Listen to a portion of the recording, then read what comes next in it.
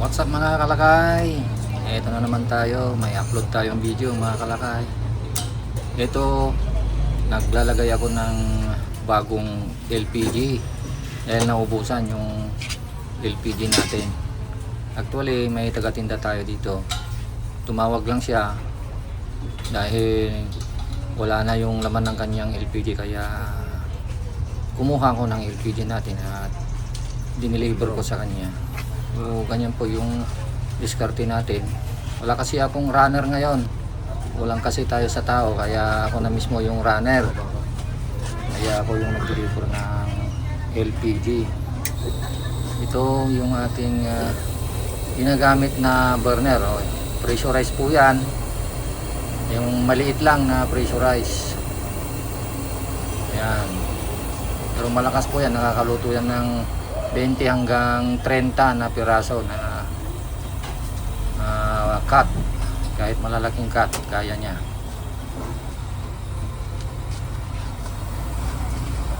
Ayan mga kalaka, ito yung pwesto natin. Ayan, tingnan natin yung mantika. Bali nakaluto naman na siya ng mga siguro limang salang, kaya lang inaubusan. Ayan, hindi pa siya nakaluto ng chicken skin. Buti na lang at kagad tayong nakapagbigay ng LPG mga kalakan. Yan yung ayos ng ating pwesto dito. Bali dalawa yung iskaparate natin dito. Ayan, para sa fried chicken yung isa, at yung sa kabila naman na bakante ay para sa chicken skin. Ayan, malakas po yung chicken skin dyan, kaya meron silang bukod na lagayan. At kung napapansin niyo, meron sarado. Yan o, may screen siya para hindi nakakapasok yung langaw, dahil masilan po dito sa lugar na yan. Yan mga kalakay.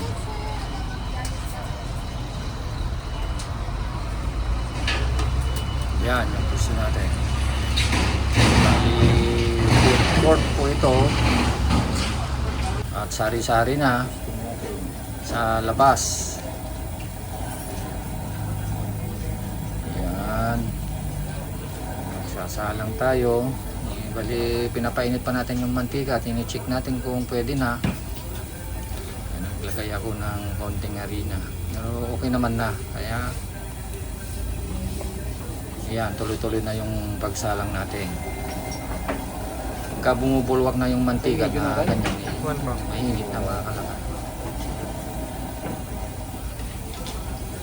Ang sinasala ko dyan ay yung medium size natin. Ay 20 pesos medium size. Wala tayong small dito. Mga leeg naman yon, yung small na tinatawag, 15 pesos naman yon. Ito medyo malaki ng konti. Hindi tayo naglalagay ng magkalapit ang presyo dahil hindi pwede. Kailangan dalawang presyo lang, kung small tsaka premium, walang medium.